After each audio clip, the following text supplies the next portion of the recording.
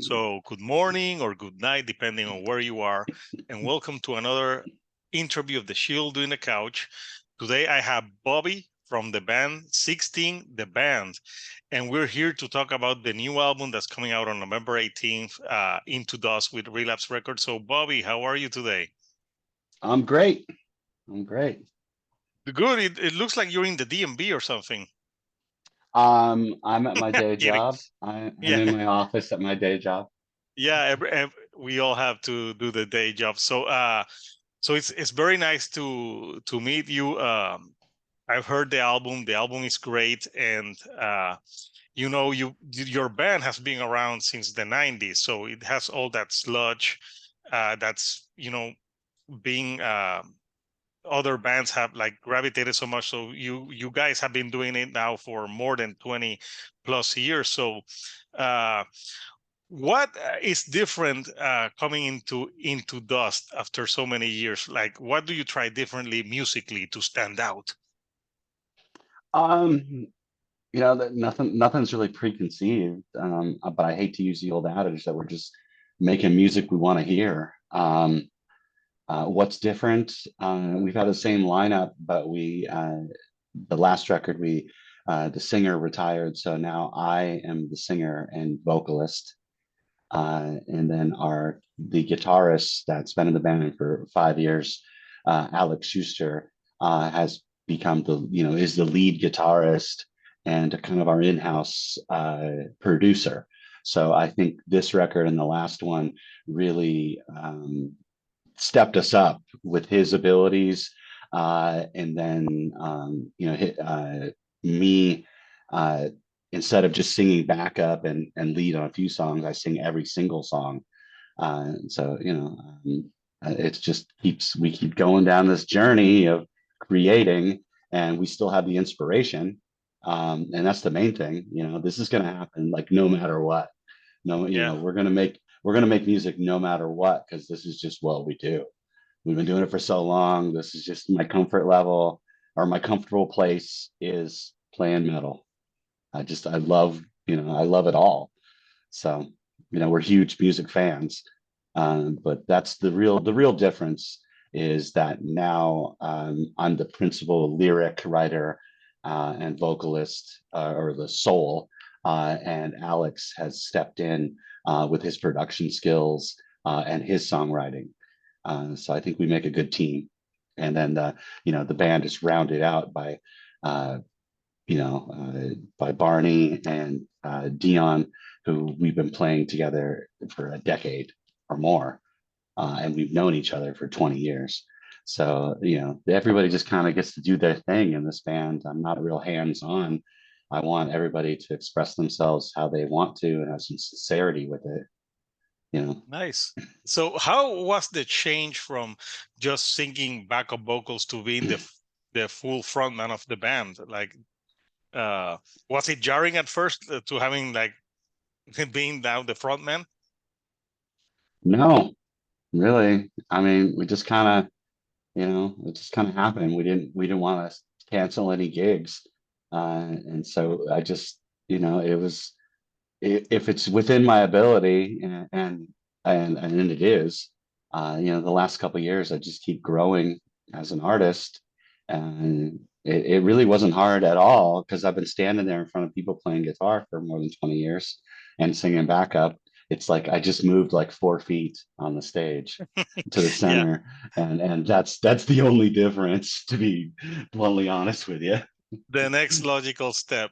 And I love the album opener, Misfortune Teller, and the PR sent us the lyrics, and I was listening to the lyrics. So the album starts with someone being evicted after Hurricane Irma in Florida. Uh, Obviously, I could relate to it because I've been through a few hurricanes myself. So why did you like when the album, like that's a great way to start the album. What is that Misfortune Teller about, and why did you decide that that had to be the album opener? It's a real story of witnessing this happening.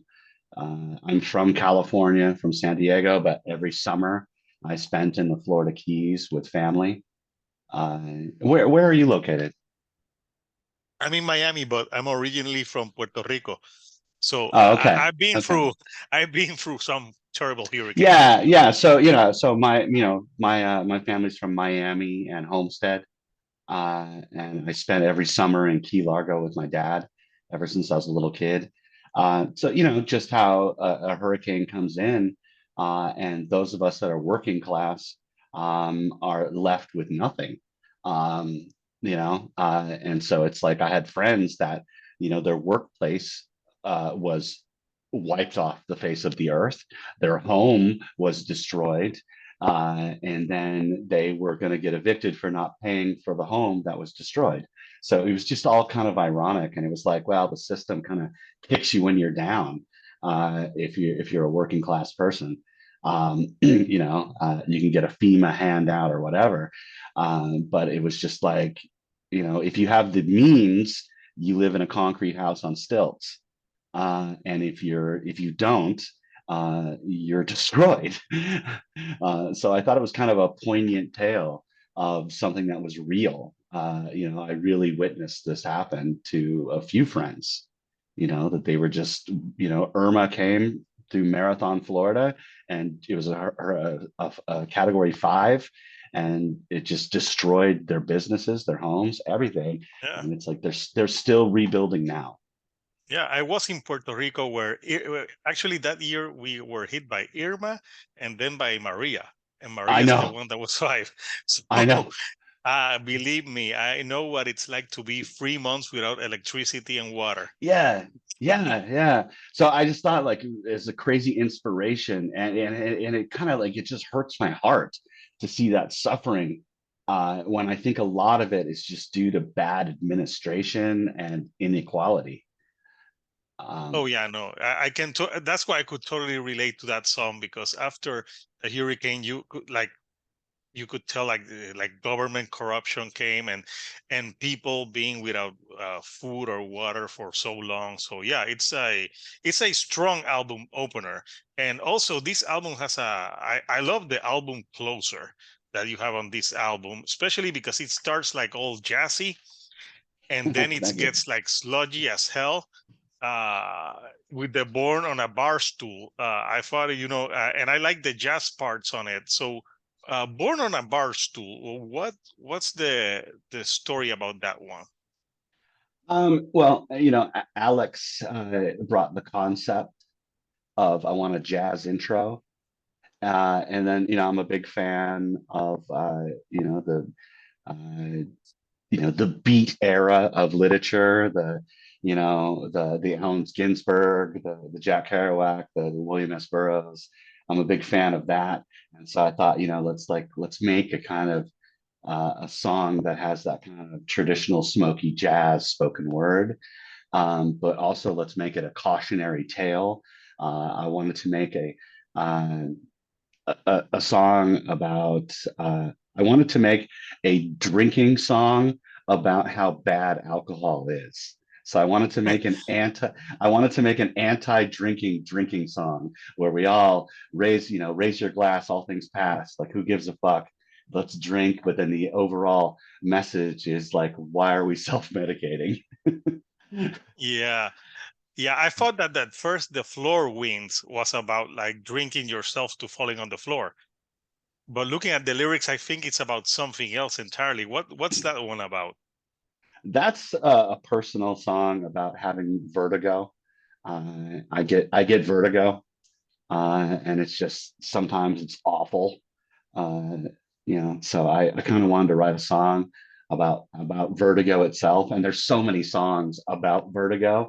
That's why we kind of changed it to the floor wins, because it's like the room spins, the floor wins. Was Yeah, the lyric line. if you put the album the title Vertigo, maybe people would think it's a YouTube cover or something. Exactly. So I got to stay away from that.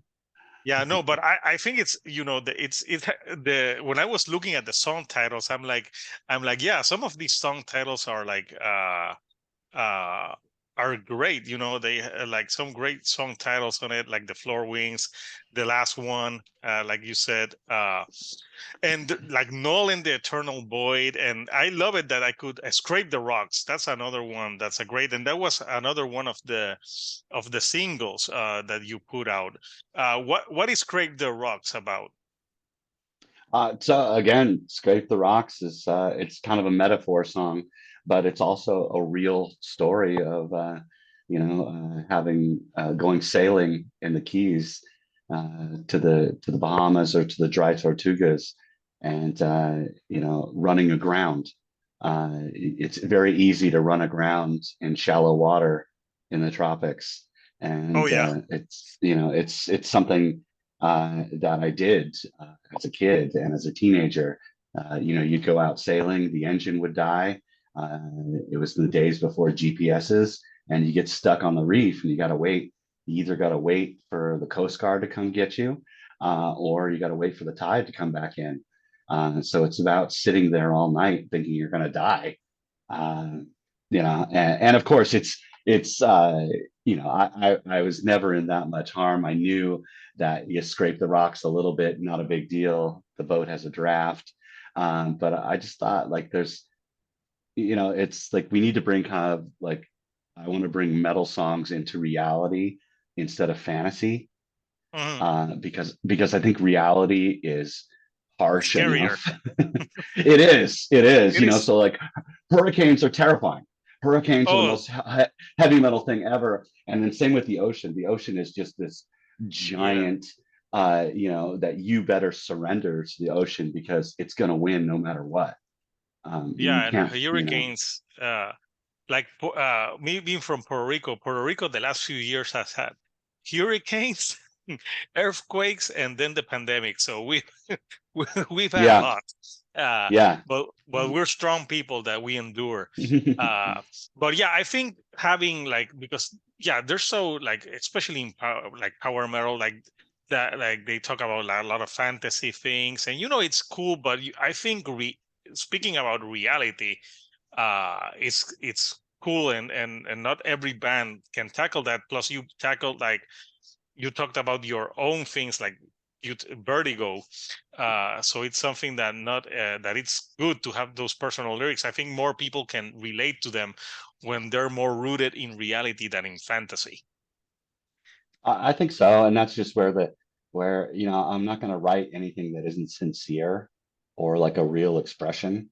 So I have a big problem with fantasy at all. I just kind of want to deal with reality as it is. Yeah. And I know that the new single that you're releasing a music video to, Lane Splitter, like I was reading the lyrics, especially the last line on that song. Now you're laying there waiting to be saved by a paramedic making minimum wage. Oh my God, that's just an amazing like way to end the song. So you're basically saying you're gonna die because he gets paid minimum wage and he doesn't give a fuck. It's true though, EMTs are notoriously paid shitty in America. Well, I think all, first responders around the world, but especially here, the person who scrapes you off the concrete, it's not even a good job for them. Uh, so I think it's the disrespect they get, and I think the danger of being addicted to speed. Uh, the release, the danger, the dopamine, and then the injuries. I don't think there's nothing harsher than crashing a motorcycle. Uh, Oh yeah, because if you're in a car, they can be deadly as well. But I think you're more protected in you're in a motorcycle. It's you hitting the floor, yeah, or yeah, road rash for sure. yeah, or like it's super dangerous. I like looking at motorcycles, but I'm afraid to get in one. Yeah, exactly. No, you have the look that do you ride because you have a look that you could ride motorcycles and be a pastime. I used to ride dirt bikes, but I don't. I'm old and delicate now. I have too many broken bones, and medical bills are very, very expensive. Oh my So God, yeah. I've crashed a few motorcycles in my time, what we call laying them down. I have a new shoulder, uh, but it's nothing that I would do now, to be honest with you. Yeah. I don't want to break my hands because what I really love to do is play guitar. So No, yeah, and right now, like I wouldn't jump. I've jumped out of airplanes, but I wouldn't do that now at 45. Like exactly. already did that. So yeah, I want to show the artwork of the album, which is great artwork here for Into the Dust. So who did the artwork and what are you trying to convey with this artwork? Um, that is Merald. He is an artist from the Netherlands. He did our last album, Dream Squasher. But we had an album called Lifespan of a Moth. And so this one, he kind of took some lyrics. The third song is called Ash in the Hourglass, and he kind Hmm. of showed an evolution. For me, it represents the impermanence. Nothing is permanent. Everything is decaying at all times. Uh, nature is bigger than all of us and will win 100% of the time. So it was just like, to really to notice the beauty in decay, and the respect that you need to have for decay because first of all, nothing's guaranteed, life is not guaranteed, but also everything is totally temporary. Everything is in So a true. state of decay. Everything's in a state of decay, and I think the more you accept that, the less time you'll waste on nonsense. And that's like why I choose to spend my time, writing songs and riffs, uh, because that's like really what my heart feels like it wants to do. No, yeah, and really, I totally agree with what you're saying about the time being finite, and you never know if you're gonna die the next day. So yes, this record is very deep. It's a very deep record. So people need to. This is a record to put headphones on and read the lyrics. So I'm glad that I got to see the lyrics because I was looking at the lyrics. I'm like, that man. There's a lot of like heavy subject matter in these songs. So you would you ever like?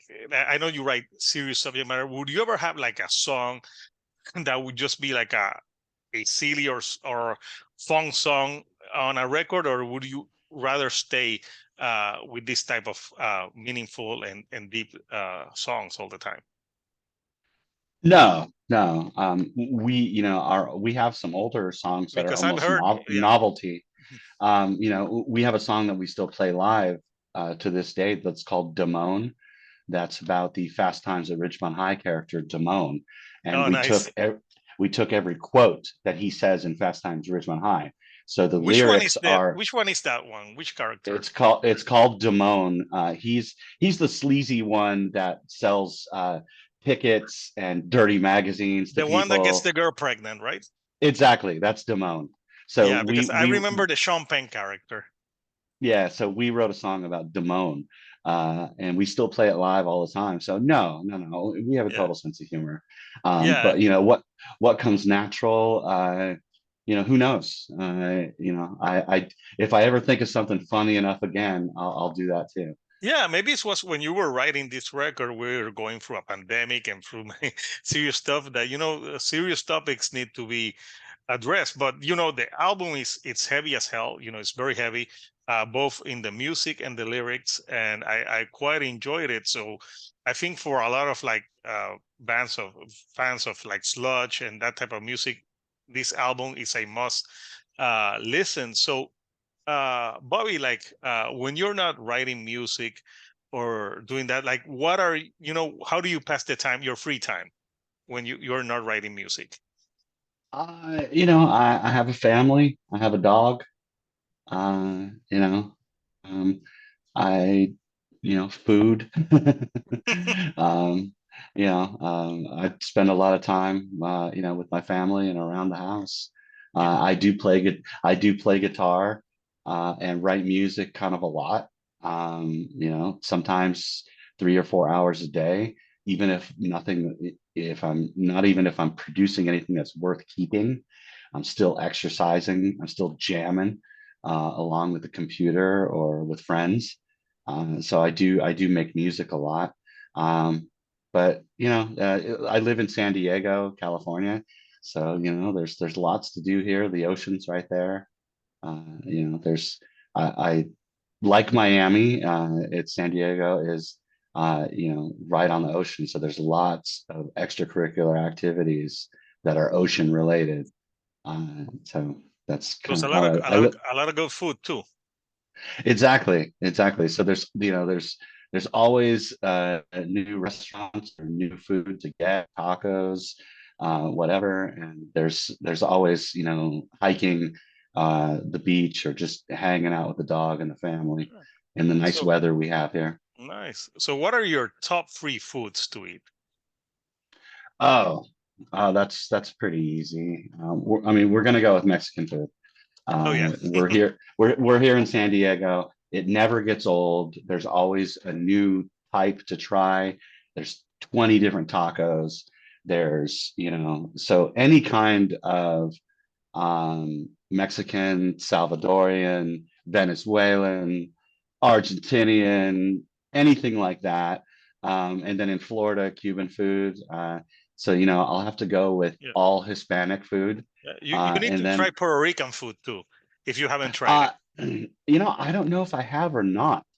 Um, I'm sure I have. Yeah.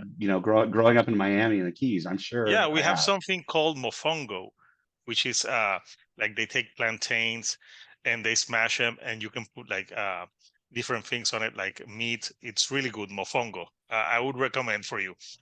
Oh, yeah, all right. Yeah. Um, plantains, huh?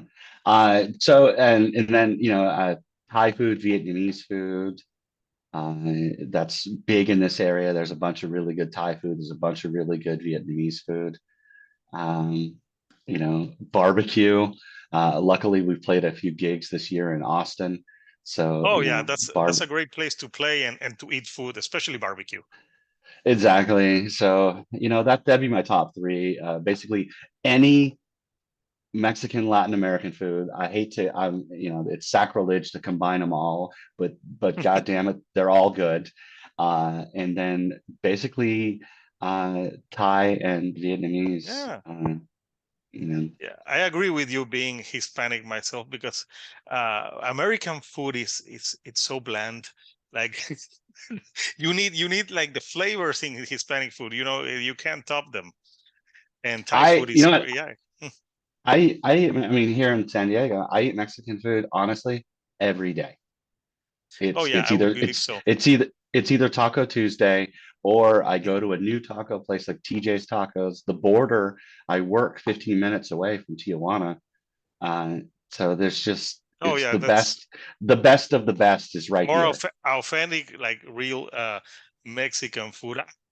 I know. Well, I remember listening to an old Blink 182 song where they mentioned a place called Sombrero, and I wonder if that So place still exists. so Sombreros is in Poway and it's actually right by my house, the one Nice. that they mentioned. And It, that Blink 182 went to the high school right by my house, and they actually record at the same studio that we made our album in, called. So they made Dude Ranch, I believe, one of their early albums oh at a yeah, place that we record. that was in 1997. Yeah, I remember that one. Yeah, so they record in San Diego as well. They did back then, but they were local guys. So yeah, jalapenos is actually great Mexican food in Poway, California. Yeah, But now I'm gonna have like a craving for Mexican food because yeah, it's so good. So, uh, you being in a band and being writing music so much, how do you keep your ear fresh to new bands? Is there like any new music that you're listening to right now? I, the thing about music is it just never ends. No. Yeah. Uh, I thought I either something new in a genre is coming out or I'm discovering a whole genre that I never got into, you know? So like I never got into for instance, Halloween, the band Halloween. Yeah, So they're good, but it's corny. yeah, but it's great, especially certain records. And and I was never into Creator until like the last couple of years, but now I love Creator. Um, and then there's all kinds of music that's off metal. There's a bunch of prog, there's a bunch of classic rock. There's I've discovered really a liking for Deep Purple in the last 5 years. I really love Deep Purple. Bad Company, Free, all kinds of 70s stuff that is just amazing that never got me in my youth, that gets me now. Jazz, and then there's a bunch of other Latin bands, like Ozo Motley. I've been digging on Ozo Motley lately, and I think there's a um, I, we even wrote it. So the song Misfortune Teller, we initially called Samba because we wanted to write a samba tempo metal song, and it is. That would be It's a interesting. Yeah, that's samba. interesting. Yeah.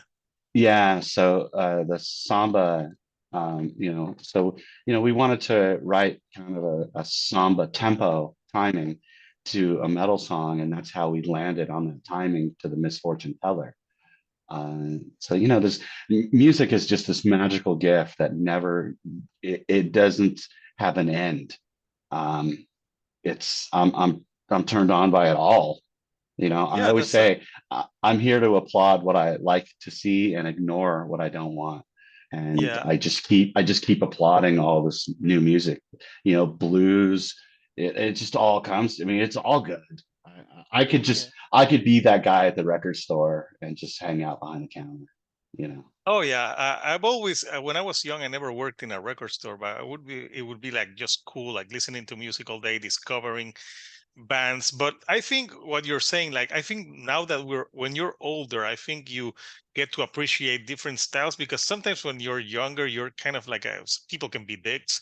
You're like, no, we're just gonna listen to what's cool because if I like this, someone will say that it's lame. But I think at our age, we don't care. Like if we like it, we like it. Like I can listen to like the most like evil black metal thing and listen to some pop music as well and love it just as well.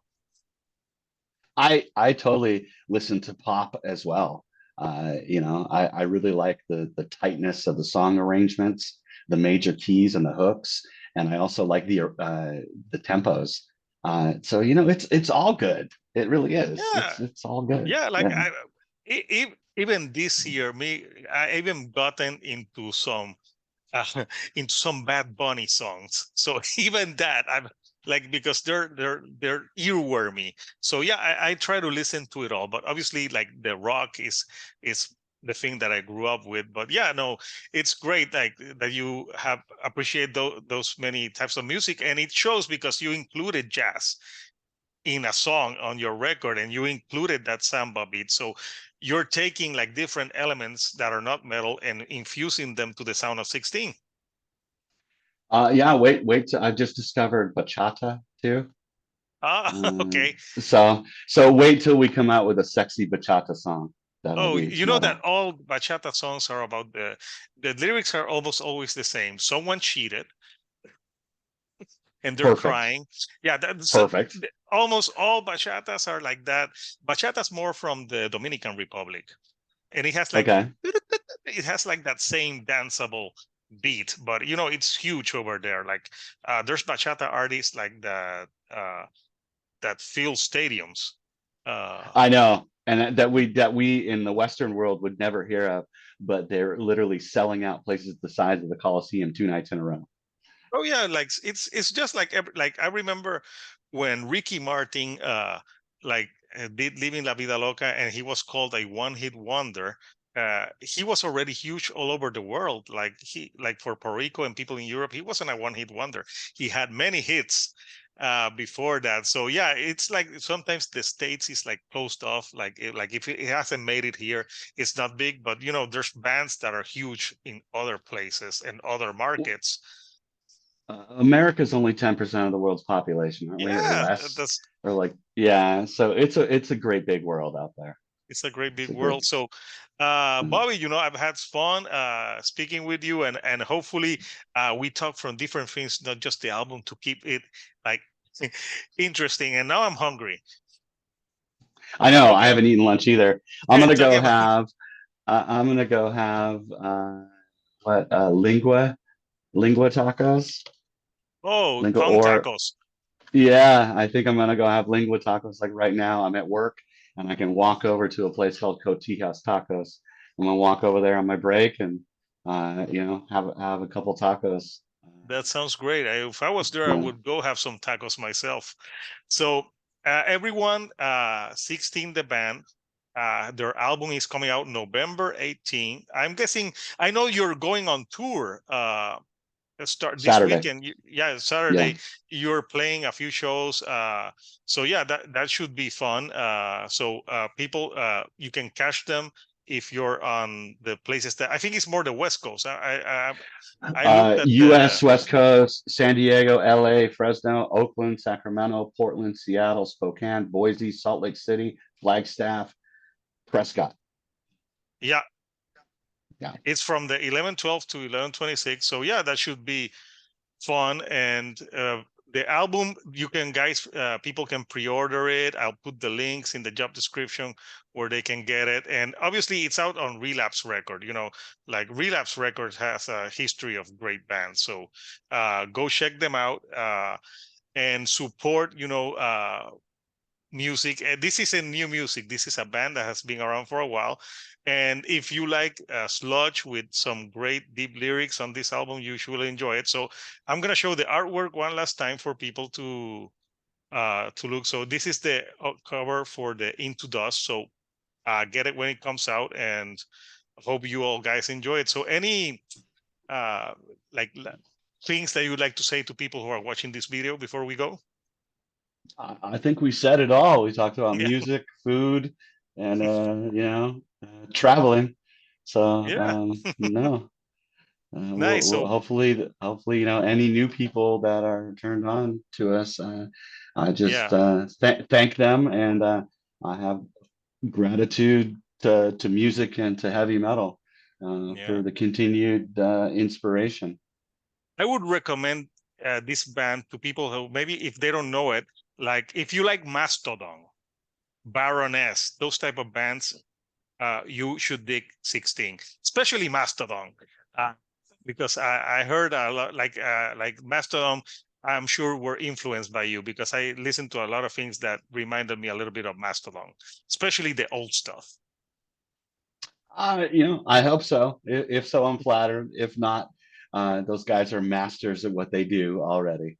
Yeah. So, So, Bobby, it was great talking with you. So I'll let you go so you can go and eat some tacos, and I'll go. I think I'll go eat something myself. So, people, get 16, the new album when it comes out on November 18th. So until next time, this is Hector, the Shield on a Couch, and I'll see you all right here on the couch. Thank you and good night.